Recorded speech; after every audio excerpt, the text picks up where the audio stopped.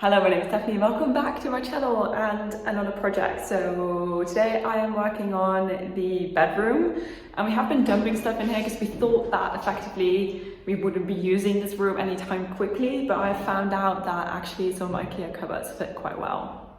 So I've been studying ripping out the skirting boards, so that one is gone now, and I'm just gonna have to do all the rest of them, and they're a bit more complicated because they have a little rim in front of them.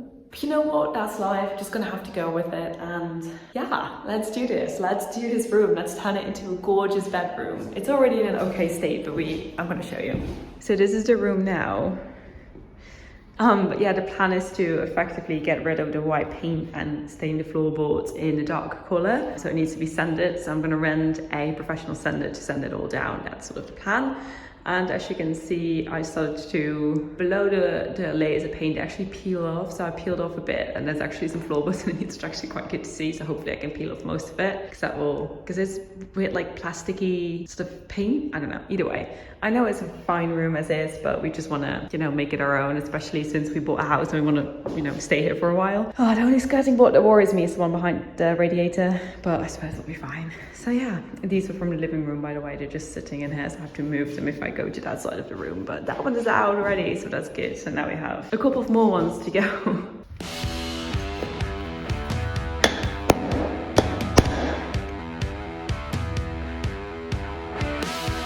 Just need to create a little rim so we can actually pull them off, and they're quite stuck to the wall, I have to say.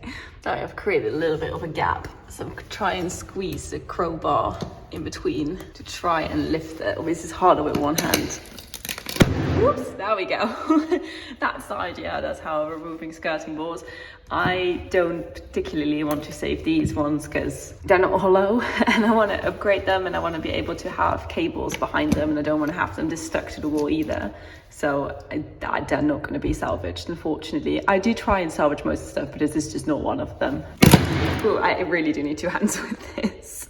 Cool, I wiggled it in a bit deeper with two hands.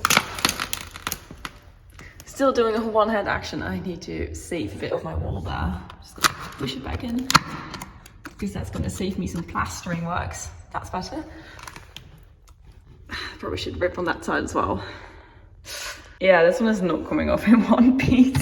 This is the first one that like blatantly broke on me. Like, this is the annoying rim. So they put this in later and they stuck it to the floor and to the flooring, to the skirting boards, and that glue is newer than the glue behind here, or the nails behind here. So that's like actually more stuck than this. So they come off and then they sort of like stay stuck, and it gave way. I just have to apply more pressure and not to be afraid to break stuff, I suppose. So hopefully this last bit comes off easily. Oh, look at my gorgeous little floorboards behind there. I so look forward to just staining them. They do have quite some gaps. I'm afraid if I sand it all down, and I'm gonna think that the gaps are way too much. I'm gonna have to fill them up. Okay, so this one's actually stuck in the wall.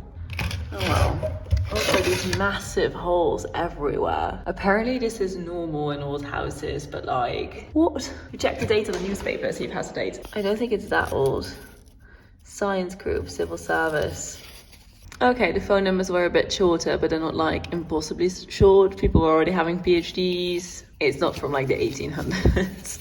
Oh, Gloucester Place. I used to live there. I don't think I can find a piece with like a date on it, but hopefully I find some kind of treasure. Ooh, Oxford. So now we have the long one there and the long one behind the door. I think I'm going to start with the door one and then work my way around and do the other one on the other side last. So I removed some more skirting boards. One in the little corner is gone and the one behind me is gone. The only one I'm struggling with is this one, because it's actually not, it's a dry wall, so it's not a stone wall. And I already pushed a hole in the wall, as you can see. Oop, right there. I pushed a little hole in the wall. Oh well, I suppose that just happens. It's life, but yeah, the husband's coming in and he's gonna help me out with that one because he has a bit more bruised strength than I have. So hopefully that one will come off. I did decide that I'm not gonna immediately sand it probably because the layer of paint that's on here is too thick.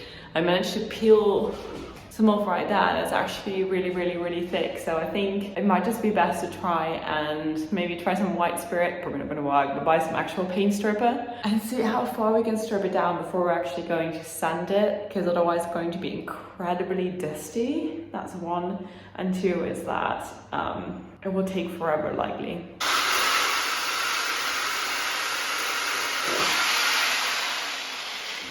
So welcome to a new day, and the annoying skirting board is off. My husband ripped it off yesterday, so it's nice.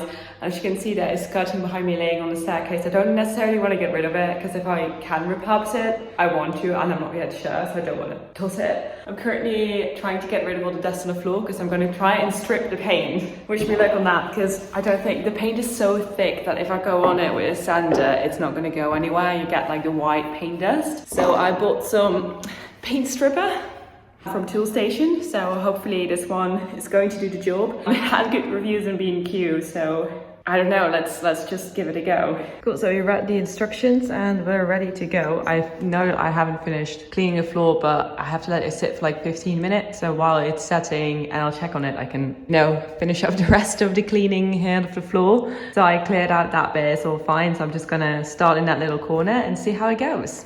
I did manage to peel off some of the paint, but as you can see here, it's like a very thick layer of paint. Like obviously right now it's still stuck to the stuff they put underneath as well, but it's like very, very thick. So hopefully this will help us out. So step one was to score the paint. So I have an X-Acto knife, so I'm gonna see if this works. Oh, that works way better than I expected it to.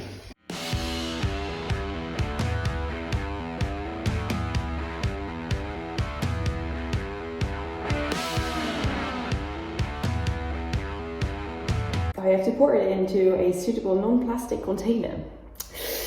I'm afraid I don't have that, so I'm just gonna pour it straight on the ground. And if that's a stupid idea, I'll find out relatively soon. It's off and let's pour. I also don't know how much to apply. I have literally no idea. This can go either very wrong or very right. That's sort of what we're going with. It's thick. Now we're gonna spread it out. Yeah, I know it said like to use a paintbrush, but I actually didn't feel like using a paintbrush. It smells like nail polish remover. That's exactly what it smells like. Yeah, I suppose we sit and wait. Okay, so I waited 15 minutes and this is what it looks like now, and that looks marvelous, I have to say. So I suppose I have to like break the blisters and hopefully like the other layer will also like disappear.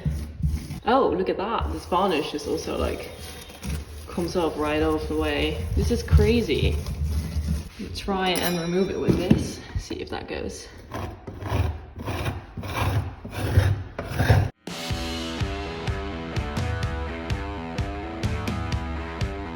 It's crazy, like these ones just popped up, didn't they? This works surprisingly well, this stuff. So the second layer there is on the way. You can just hear it bubbling up. And I applied a new one here as well. So yeah, let's hope that this will get rid of the paint. And I'm gonna try this one slightly differently from that one, because I'm gonna like leave it, like stir around and then leave it a bit longer, like it's out on the packaging, instead of removing it and then reapplying it like I did that. So I'm gonna, I don't know, test and try a little bit to see what works and also what wastes the least amount of this stuff, because it's not cheap.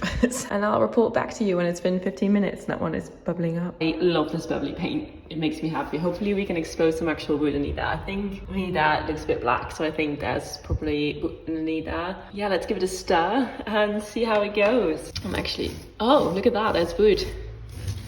That's so good.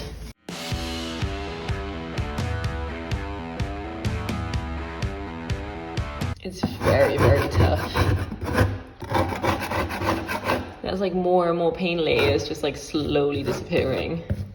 So I left yesterday. I still need to change, but I left yesterday and I did some more paint stripping. So this is the current state of the floor, which looks still quite similar to before. However, if you look more closely, you'll see that there is like several layers of paint. I think there is about 5-ish. I have more paint remover because I emptied out 5 liters on this floor at this point. I'm gonna change and then we're gonna get going again for a couple of hours today.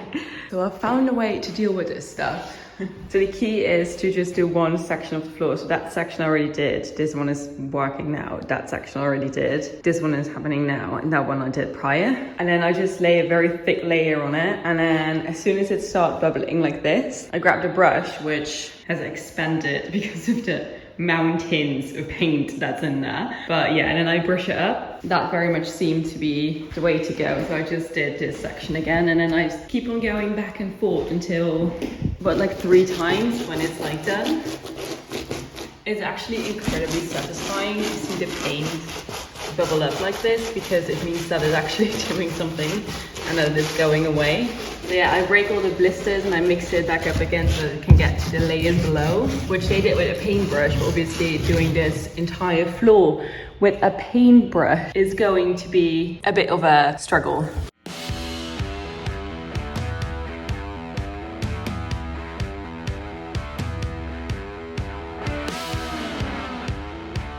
Quite hard work, I'm not gonna lie. So now there's something in my hair.